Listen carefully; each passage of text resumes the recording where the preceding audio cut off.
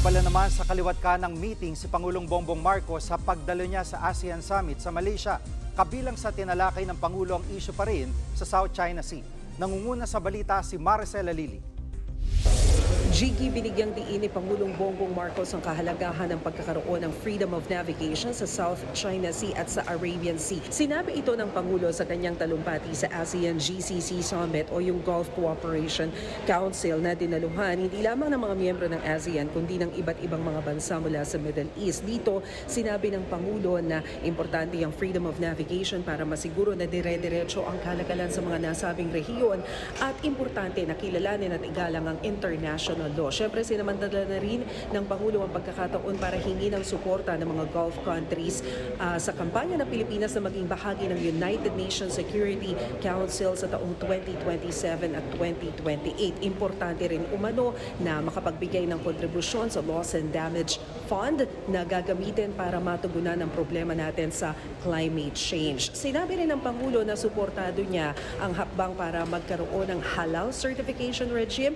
Nakikilala din ng iba't ibang bansa para malaking pagkakataon daw ito para dun sa mga micro, small and medium enterprises na makapag-export din ng halal products. Of course, hindi natin maikakaila na maraming mga Pilipino ang nagpupunta sa Middle East. Katunayan, ang sabi ni Pangulong Marcos, 2.7 million ng mga Filipinos ang nasa Middle East. 2 milyon dito ay mga OFWs. Kaya hinikayat niya yung kanyang mga kapwa leader na magtulungan para bigyan ng proteksyon ang mga manggagawang Pinoy doon.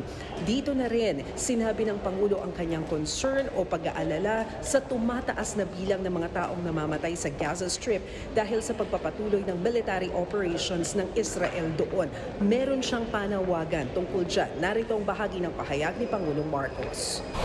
The Philippines calls upon all parties to adhere to their obligations under international law, with particular emphasis on the protection of civilians, especially women and children, and the facilitation of humanitarian assistance to all those who are in need.